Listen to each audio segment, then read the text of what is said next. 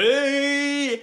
Il est temps pour moi aujourd'hui de répondre à une question que tout VTTiste s'est posée à un moment ou à un autre. Plate ou automatique? Et oui, aujourd'hui on va parler pédales et aujourd'hui je n'ai pas envie de répondre à la question laquelle est la meilleure de toutes les pédales parce que de toute façon ça n'existe pas et de deux, la meilleure pédale que ce soit par preuve scientifique ou selon tel ou tel magazine, je m'en cogne. Non, aujourd'hui je vais répondre à la question quelle est la pédale qui me convient le mieux, et c'est une réflexion que vous pourrez avoir avec vous-même pour voir ce qui vous correspond le mieux, ou alors vous êtes juste curieux et vous voulez savoir comment ça se passe pour moi.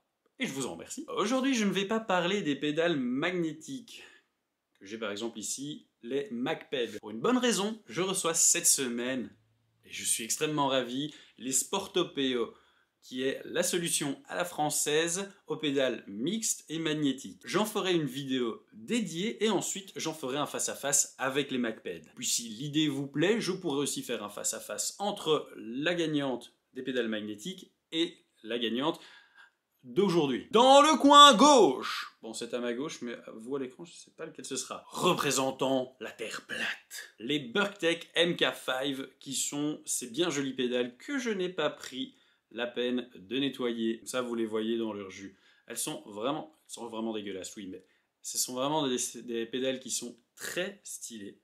Moi, je les trouve toutes jolies. 375 grammes, 125 € en moyenne, et ne nécessitant aucune chaussure spécifique pour être utilisée, bien qu'on lui préférera des chaussures adaptées, fera face. Dans le coin droite, attendez, il faut que je les prenne. Vous ne m'en voudrez pas, je n'en ai enlevé qu'une seule du vélo. Digne représentante des grosses pédales d'enduro automatique, la Crank Brothers Mallet E. Une pédale bien stylée. Ici on a 419 grammes, on tourne aux alentours des 110 € et il vous faudra une paire de chaussures adaptées pour recevoir des cales. Ici, Crank Brothers, mais si vous êtes chez Shimano, ce sera un système SPD. À première vue, les plates sont les pédales les plus adaptées à un premier excédent à notre magnifique sport. Les premiers prix en plates peuvent coûter déjà aux alentours d'une quarantaine d'euros et vous pouvez, comme je l'ai dit, utiliser des chaussures classiques. Par exemple, voilà vos chaussures de running pour déjà les premiers rides. Alors, c'est vraiment pas quelque chose que je vous conseille dans le temps. Je sais que certains le font avec des chaussures de marche aussi. Mais ça fonctionne. Et pourquoi je le déconseille? Bon, l'accroche sera pas tout à fait optimale. Et surtout, les gommes sur une chaussure de running ou de marche sont plus molles que sur des chaussures dédiées, ici des 510. Et donc, vous allez les tuer en un rien de temps. Sur des chaussures adaptées, une nouvelle fois c'est crade, mais moi je vous présente les choses dans leur jus. Donc ici, des 510 avec la semelle Stealth. Vous allez avoir un grip du tonnerre et ça va vraiment bien tenir dans le temps. Celles-ci en sont à leur bientôt 3e hiver. Et vous voyez, j'ai juste quelques petits endroits où les picots sont rentrés dedans, mais la semelle peut encore continuer tranquillement. Là où les clips vont être beaucoup plus onéreux parce qu'une pédale va déjà vous coûter plus cher. Alors, il y en a en dessous des 110 €, hein, mais voilà.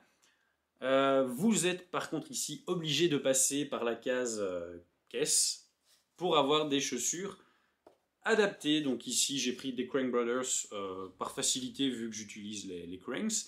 Mais donc vous voyez, vous aurez ici la cale. Vous avez quand même du grip et une semelle qui est faite donc pour pouvoir être plus rigide. Mais du coup, pour les automatiques, ça coûtera plus cher. Niveau du poids, on l'a vu aussi, la pédale plate, bon ici c'est entre ces deux modèles, hein, mais peut être plus légère donc que l'automatique. Moi dans mon cas, c'est comme ça. Et j'ai envie de dire que niveau de l'esthétique, ben, le point va aussi à la pédale plate. Je trouve que mes vélos, il leur manque un truc quand ils sont en pédale plate, en pédale automatique, alors que la plate, ben voilà, ça l'habille tellement bien le vélo et certaines sont des œuvres d'art. Je pense par exemple au DTT Mac que j'ai toujours voulu m'acheter, alors que ça, ben, c'est pas beau. Alors qu'une nouvelle fois, ça allie la beauté et le grip. Bon, par contre, c'est extrêmement lourd. Mais c'est pas le sujet de cette vidéo aussi. Mais du coup, est-ce que la plate va garder son avantage une fois qu'on est sur le terrain, ou est-ce que l'automatique, enfin, donc les clips, vont revenir dans la bataille. Depuis que j'ai commencé le VTT, j'ai utilisé beaucoup de paires de pédales plates différentes. J'ai toujours été à la recherche de monstres grip. Mes amitiés aux Suisses. Pour combler ce qui est probablement un manque de technique chez moi, c'est que je perds systématiquement, enfin très régulièrement, ma pédale de gauche, c'est jamais celle de droite, lorsque je suis en saut.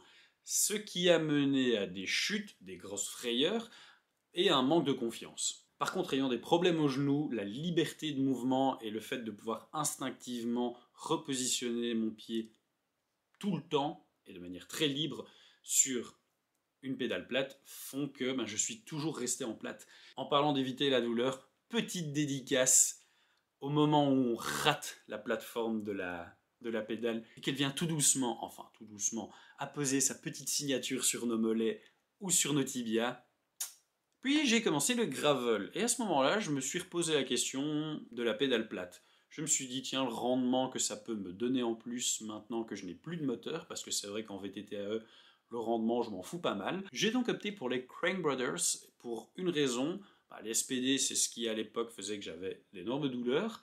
Et les Cranks permettent vraiment une possibilité, une fois que la pédale et la cale est bien positionnée, de quand même avoir un peu de jeu dans les cas où il y aurait des douleurs. Et là, je dois dire que j'étais assez étonné. Au niveau du rendement, j'ai pas été étonné, je m'y attendais, c'est le cas, mais c'est surtout au niveau de la prise de confiance que j'ai été surpris et que j'ai eu un gros coup de cœur.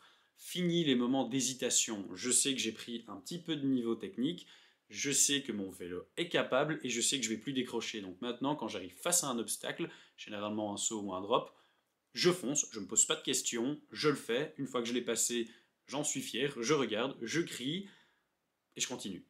Là où avant, j'aurais très bien pu juste marcher à côté de l'obstacle, la queue entre les jambes, et me torturer l'esprit pendant une demi-heure à savoir si je dois le faire ou non. Là où le bas blesse, c'est sur les parties à basse vitesse où il faut quand même déjà un petit bagage trialisant. Je suis complètement à la ramasse, je n'arrive pas à gérer mon vélo à faible allure. Et là où en plate, dans des portions où vous avez à côté de vous le vide ou des rochers, des cailloux, etc., en plate, on pourrait se dire je tente, de toute façon, je saute du vélo, il n'y a pas de problème. En clips, même si c'est facile de clipser, je sais pas, dans ma tête, il y a toujours un blocage et je me dis non, là je tente pas. Et du coup, je finis la queue entre les jambes à côté de mon vélo et je marche. Par contre, ce qui m'aide à mesurer tout le potentiel des clips, c'est lorsque je suis dans des côtes techniques justement et où il y a vraiment une fine limite entre le grip, par exemple sur des cailloux qui sont fouillants, et le moment où vous allez mettre trop de puissance et donc vous mettre à patiner. Et bien ça, je trouve qu'on le ressent incroyablement bien lorsqu'on est clipsé, et c'est là que je ressens vraiment le fait qu'on fasse corps avec notre vélo lorsqu'on est clipsé, parce que on sent vraiment où est la limite et jusqu'où on peut aller avant que la roue patine. Par contre, l'effet qui se coule à ça, c'est que lorsqu'on est en train de bien donner avec le vélo, si à un moment vous êtes prêt à partir, là vous faites aussi corps avec le vélo, et donc soit vous arrivez à déclipser, tant mieux, mais si vous n'y arrivez pas, vous tombez, vous restez comme un caca avec votre vélo.